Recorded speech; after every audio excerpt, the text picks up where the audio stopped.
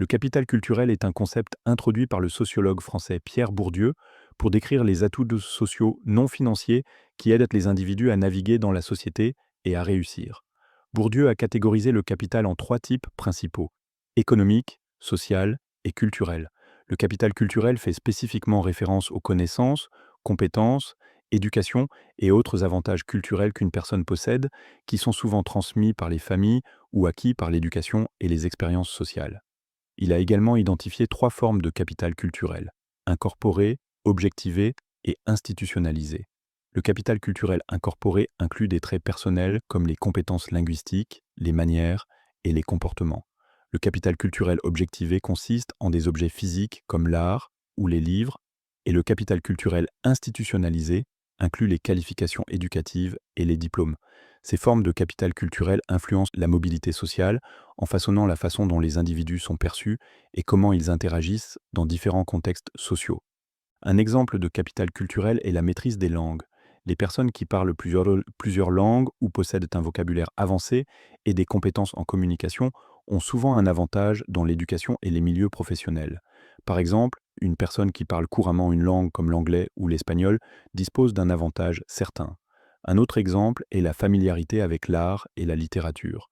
Quelqu'un qui a été exposé à des œuvres d'art, de musique ou de littérature peut acquérir une meilleure compréhension des contextes culturels et des discussions. Par exemple, un étudiant qui peut faire référence aux pièces de Molière peut se sentir plus confiant dans les discussions académiques ou les rassemblements sociaux, ce qui reflète à la fois le capital culturel incorporé et objectivé. Les qualifications éducatives fournissent un autre exemple. Le capital culturel institutionnalisé, comme les diplômes, les certifications ou les prix, signale la compétence et l'expertise d'une personne dans des domaines spécifiques. Par exemple, quelqu'un avec un diplôme universitaire en sciences peut avoir accès à des opportunités d'emploi qui nécessitent des connaissances spécialisées, ce qui l'aide à avancer dans sa carrière. Le capital culturel offre des avantages significatifs dans divers aspects de la vie. Premièrement, il améliore les opportunités éducatives.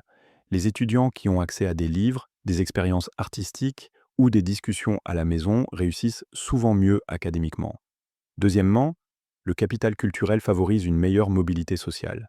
Les personnes avec des connaissances culturelles, des compétences en communication ou des qualifications éducatives trouvent souvent plus facile d'accéder à des emplois mieux rémunérés et des carrières prestigieuses. Troisièmement, le capital culturel contribue à renforcer la confiance. Les personnes avec des connaissances ou des compétences culturelles se sentent souvent plus assurées dans divers contextes sociaux et professionnels. Le développement du capital culturel implique un effort constant et une exposition à des expériences enrichissantes. Une façon clé de construire le capital culturel est par l'éducation. Aller à l'école, s'engager dans diverses matières et participer à des activités extrascolaires peut fournir les connaissances et les compétences nécessaires pour réussir dans divers environnements. Lire des livres, regarder des documentaires ou explorer des sujets culturels en ligne peut également élargir la compréhension. Une autre façon est de s'engager dans des activités culturelles. Ces expériences contribuent à la fois au capital culturel incorporé et objectivé en améliorant la connaissance et l'appréciation du patrimoine culturel. Pratiquer des compétences sociales est également crucial.